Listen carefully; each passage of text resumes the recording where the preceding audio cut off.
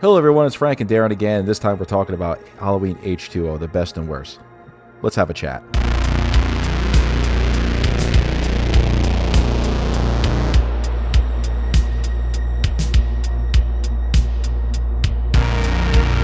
Darren, first let's start off. H20, it's back to the roots. We're getting back to our roots. Jamie Lee Curtis is back, but yet we're in a different timeline.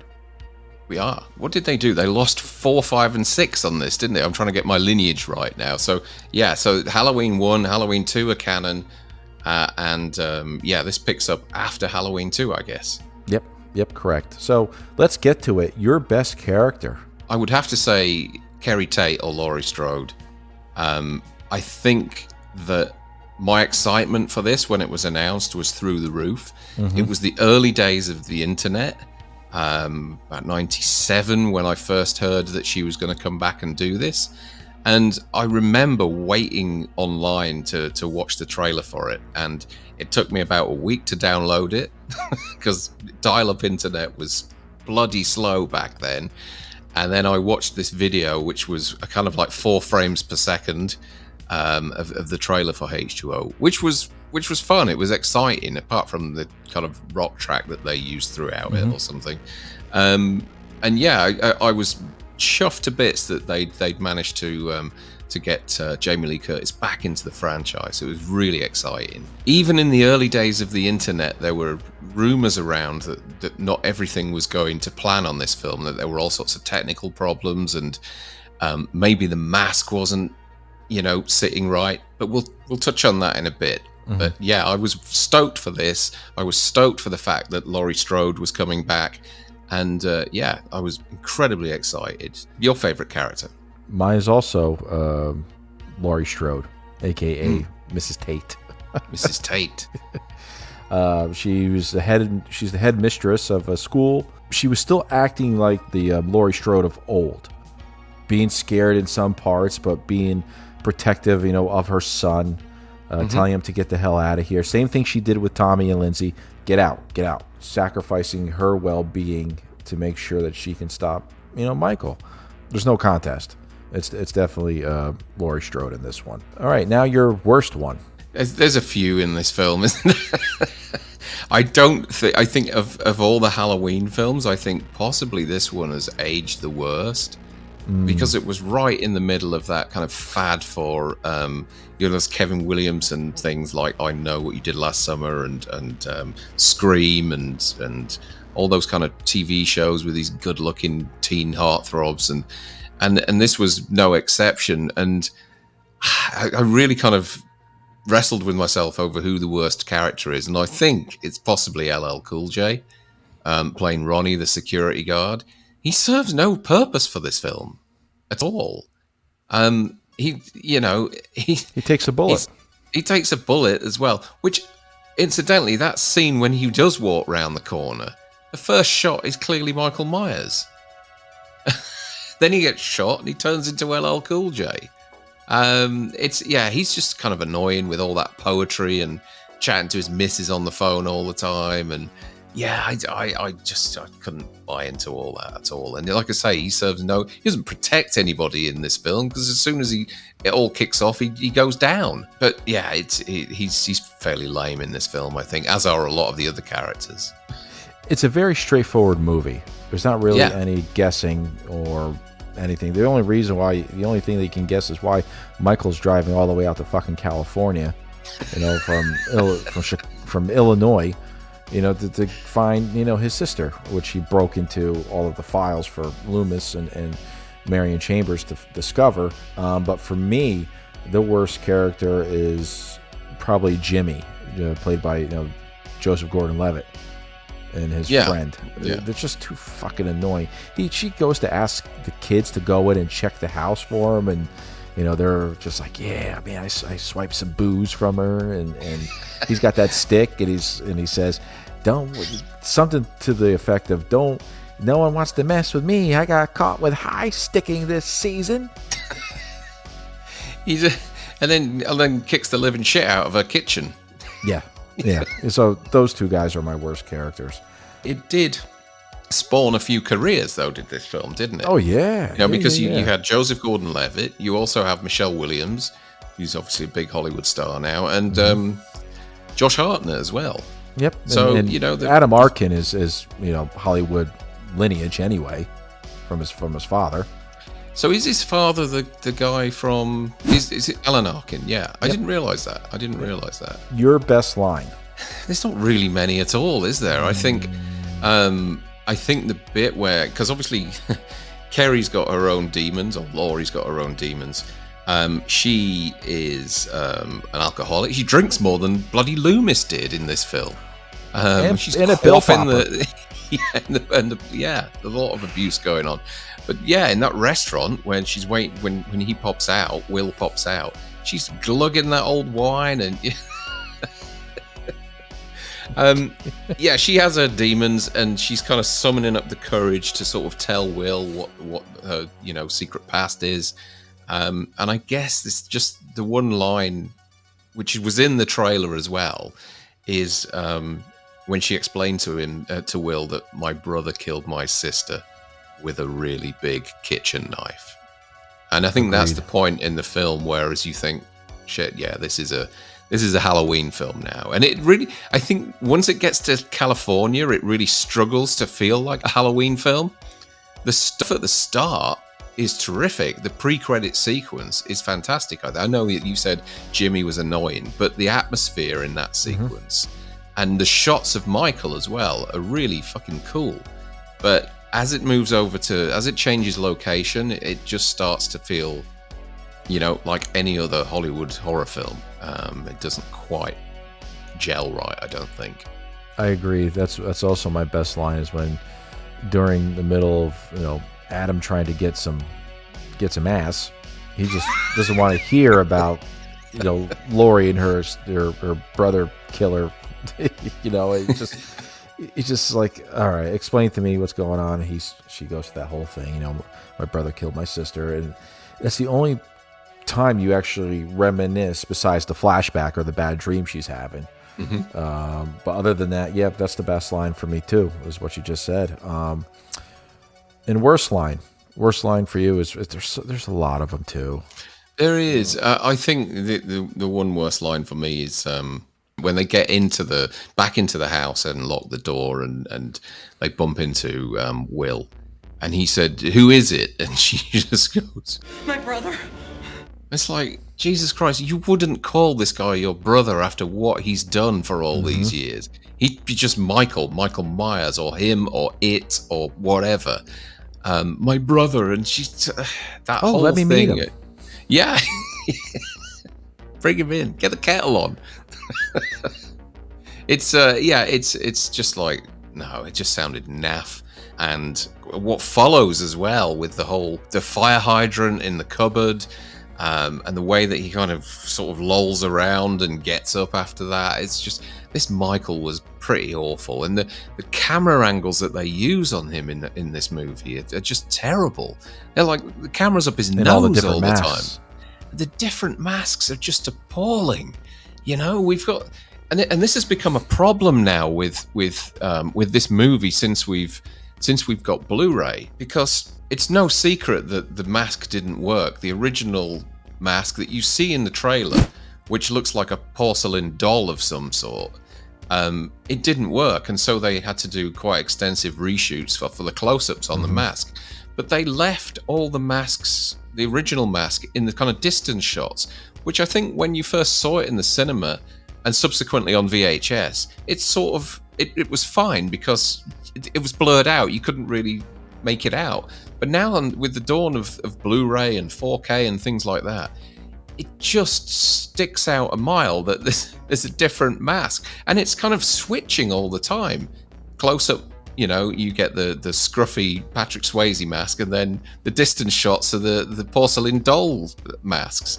The mullet in this thing, it's not a mullet, it's more like an afro or something. It's huge, isn't it? Some of these shots as well, like I said, they go from underneath his nose, looking up, you can see his eyes. The hair looks like he's had his finger in the socket. It's just a mess. It just It's almost as unforgivable as the Ben Tramer mask in Part 4, where he throws Loomis through the door. Yeah, which we didn't Almost. mention, by the way. No, We we're should. not going into that. No. We're not talking Somebody about that. mentioned. Oh, you didn't even mention the Ben Tramer mask in Part 4. Why? Yeah, Because we we're should trying have to forget it. We're trying to forget it.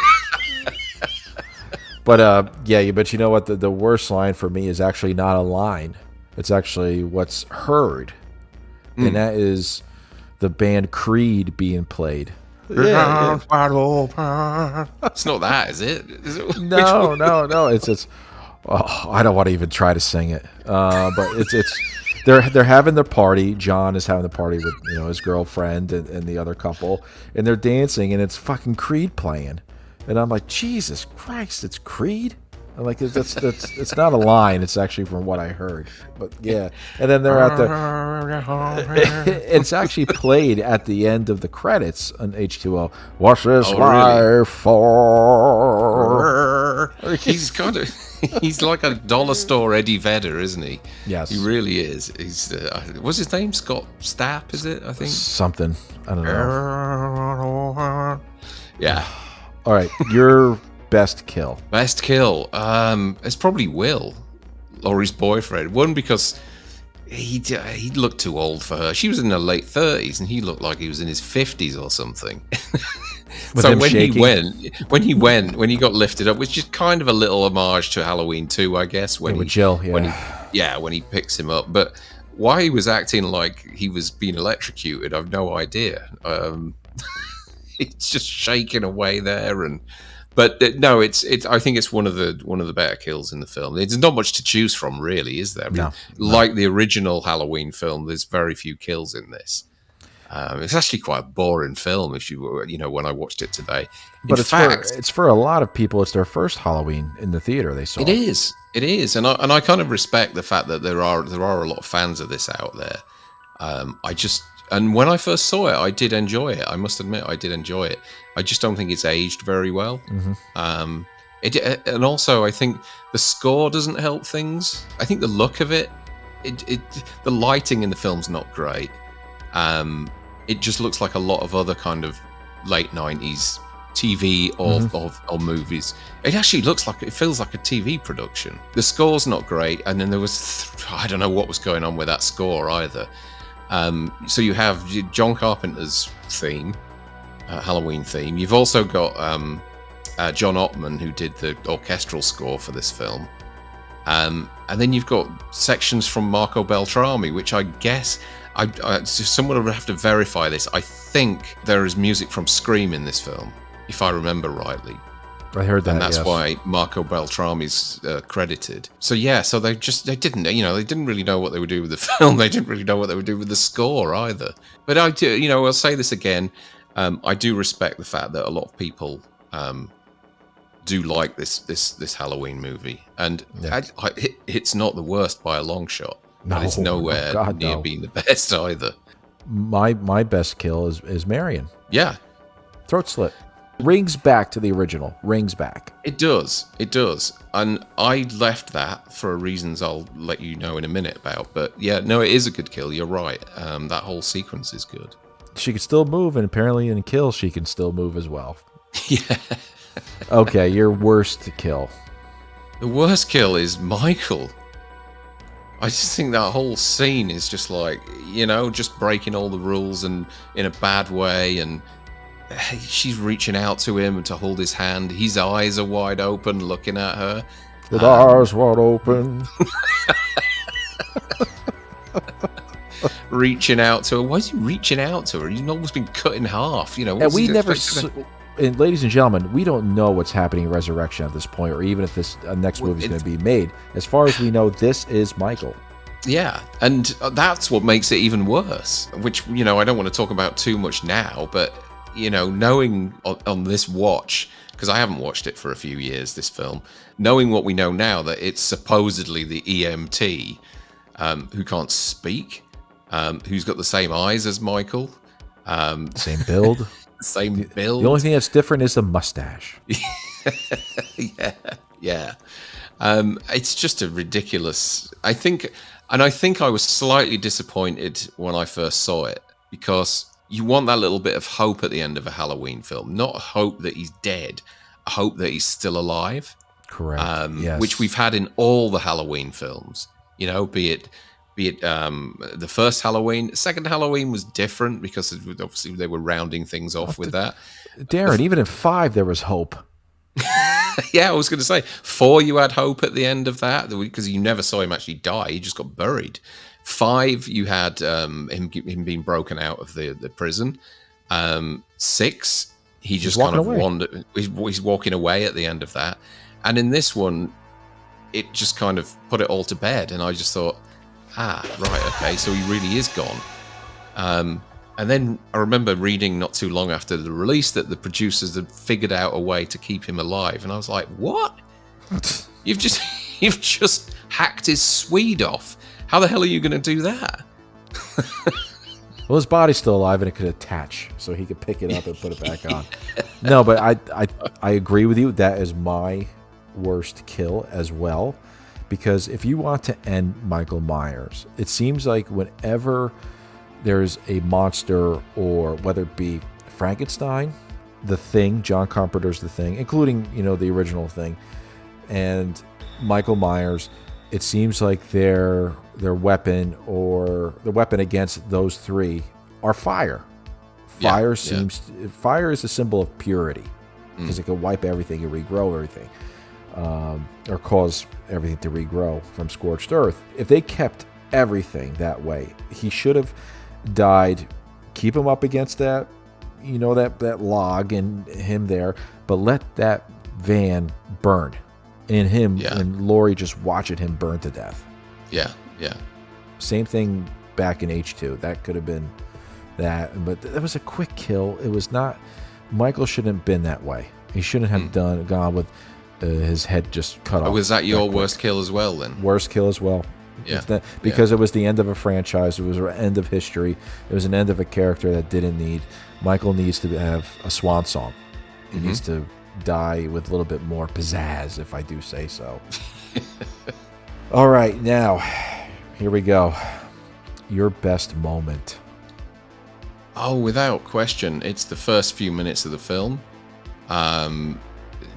The intro scene with Nurse Marion, Joseph Gordon-Levitt, even though he's your one of your worst characters. The early scenes with Michael, he looks great. He really does, and it's almost like somebody else directed it. You know, you just get those slight glimpses of him, be it in the house. The mask looks great because obviously they were using. I think they were using the H6 mask, if I'm not mistaken, in the early part of this film. Yes. Yeah. And also the restroom scene where he steals the truck.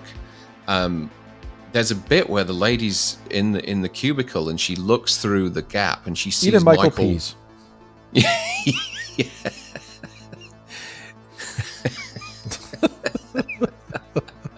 She looks through the gap and she sees him walk past. Frightening. And the way he just kind of quickly looks as she looks through the gap.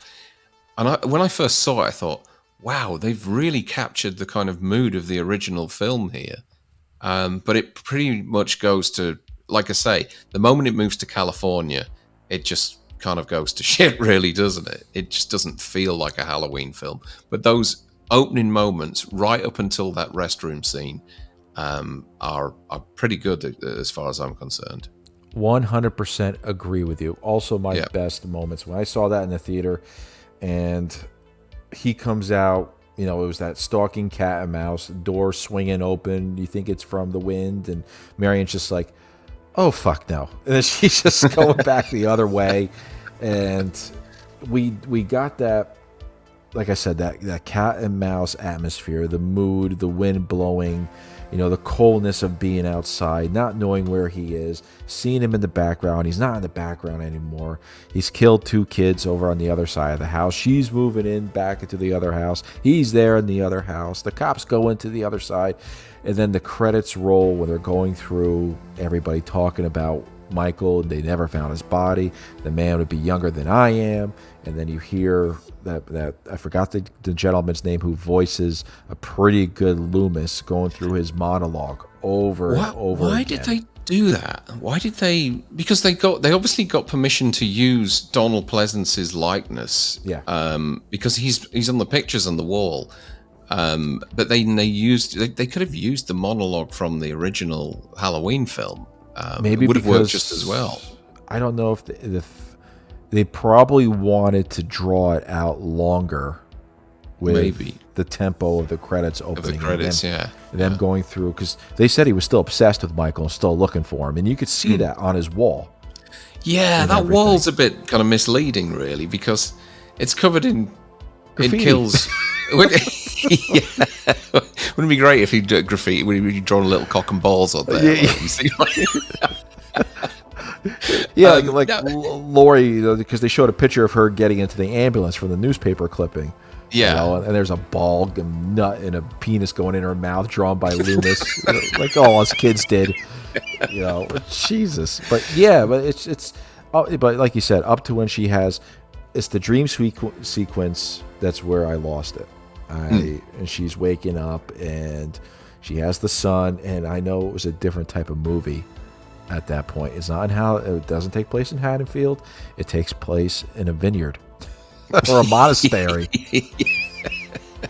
But also on that wall, on Pleasance's wall, you've also got pictures of victims that I have no idea who they are.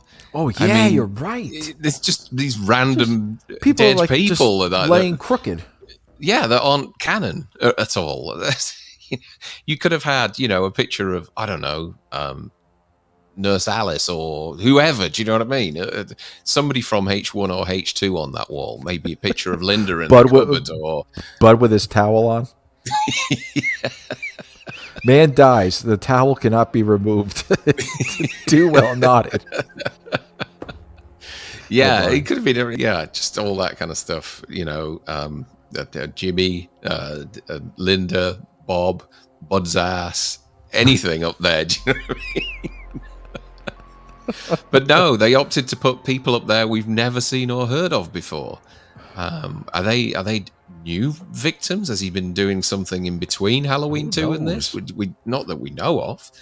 But anyway, just a little kind of minor niggle there. Maybe that one guy that we see in the clipping is Ted Hollister. Could be. Could be. You never know. Well, this was very quick because H2 actually moves very quickly. It does. It moves very quickly.